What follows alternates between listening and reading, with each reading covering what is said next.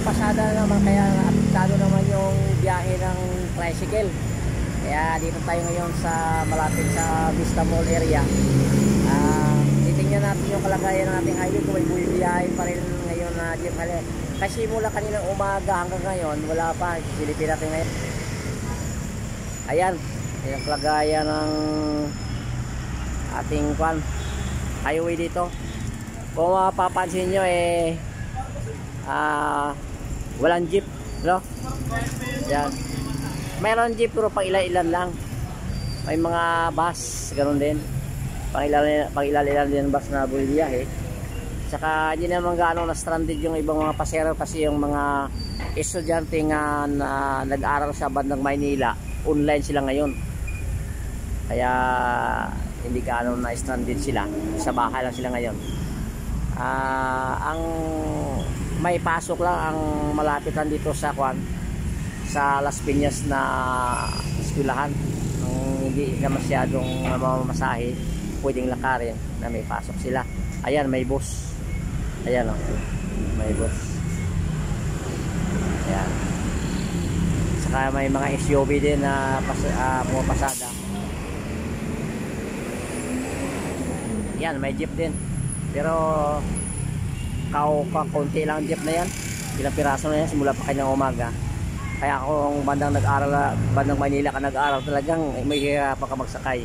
Kaya nangyayari, online sila.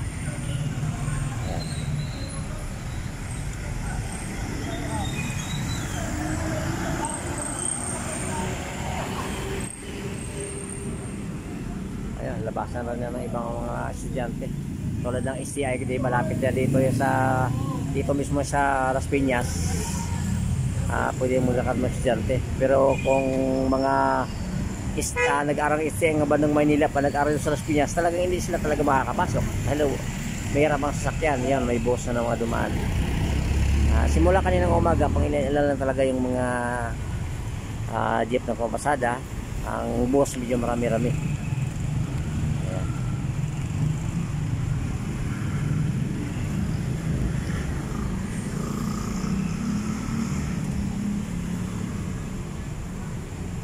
Medyo mahadilim na ang kapaligiran kasi nagbabago na yung takbo ng ngayon. Buo ng araw, mabilis ng mabilis ng gabi.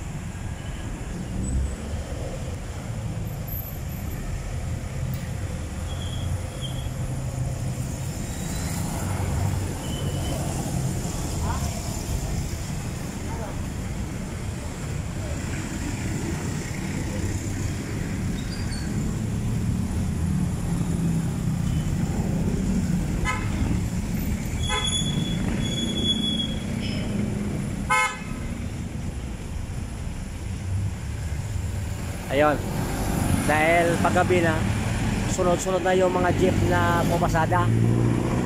Gumagabi na yan, no? Kanina talaga pang ilan-ilan yan kanina Ayan. Buti naman para ang mga pasero nga stranded makasakay agad sila.